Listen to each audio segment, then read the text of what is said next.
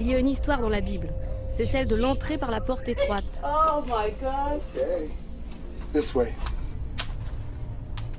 Par ici, il y a des pièces où partout des gens vivent. Je vais pousser ça du passage pour que vous puissiez passer. Ça dissuade n'importe qui d'entrer ici.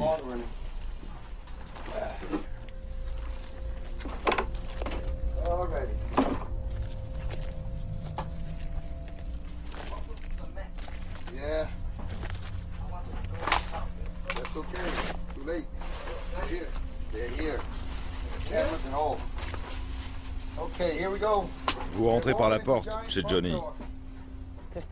Sir Laurie? J'y crois pas.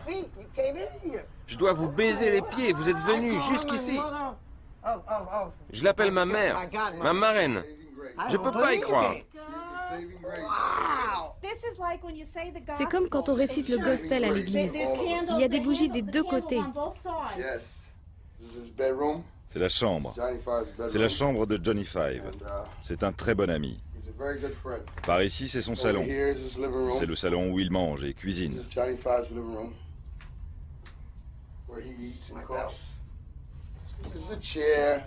C'est une chaise. Une chaise faite maison. Ça, c'est le lit. Nous sommes en gros dans son salon et dans sa chambre. Je n'ai jamais été aussi loin dedans. J'ai juste dépassé le premier tunnel, juste le trou là-bas. Johnny a continué et je ne pouvais pas voir car je n'avais pas de lampe torche. C'est la première fois en 10 ans. 9 ans. 9 ans que je suis là. Je suis tétanisée, complètement de voir et même d'imaginer qu'on peut vivre aussi profond en dessous. Je veux un peu d'intimité et de respect comme tout le monde. Je paye mon loyer ici avec du sang et de la sueur. Je n'ai déjà plus de larmes, donc c'est pas bon. Il y a des endroits à New York City qui sont bien pires que là où nous sommes. Et les gens y survivent. J'essaie de revenir à une vie civilisée. Je vis ici, mais ça ne veut pas dire que je suis un homme des cavernes. J'adore le noir. L'autre jour, j'ai dit à Dieu que la chose que je crains le plus, c'est pas lui, c'est pas le diable, c'est moi.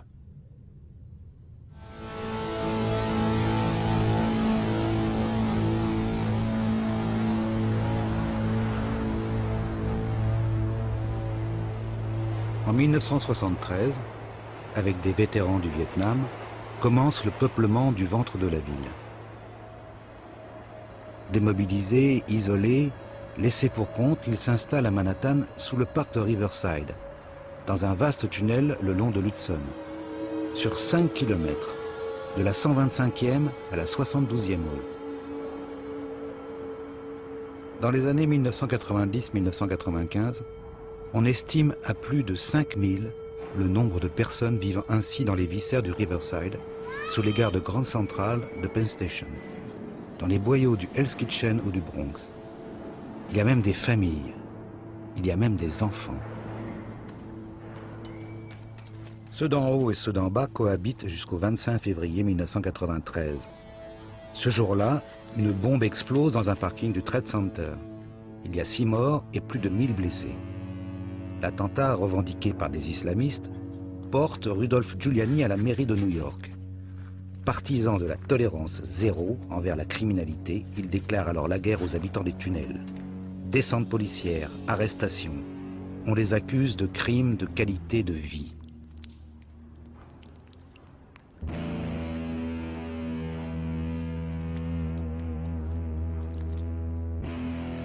Le 11 septembre 2001, la ville est frappée de nouveau. La police investit les tunnels, en chasse ses occupants. Elle soupçonne certains hommes taupes d'avoir été infiltrés par les terroristes.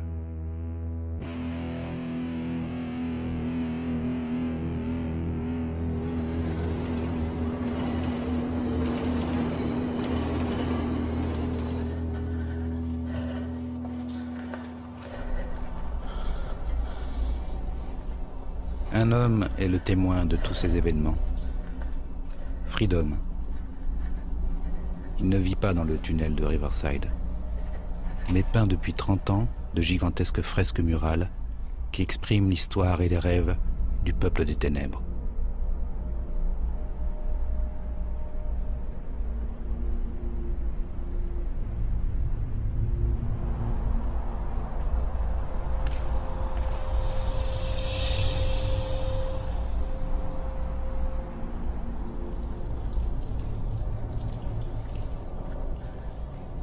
En 1988, j'ai passé beaucoup de temps parmi les sans-abri. J'étais ici avant eux pour peindre. Ils étaient curieux de savoir qui j'étais. Et j'étais curieux de savoir qui ils étaient.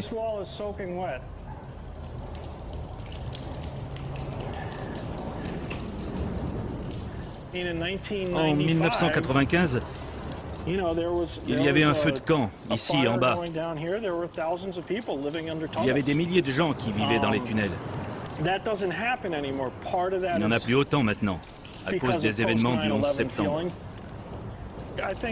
Il est raisonnable de penser que des terroristes qui voudraient nuire au pays examineraient toutes les infrastructures. Et le métro serait certainement une de leurs premières cibles. Alors imaginer que les terroristes n'ont pas pensé au tunnel serait complètement naïf.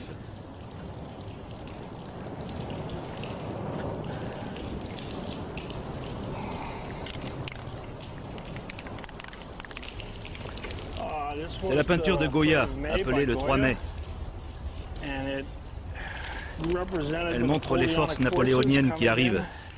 Ils tuent les paysans en les mettant en ligne. Quand ça a été fait à l'origine, il y avait environ une douzaine de sans-abri qui vivaient ici, près de la peinture. Il y avait aussi un feu de camp. Ce feu était très important parce que les flammes illuminaient la peinture. Il faisait partie intégrante de cette peinture.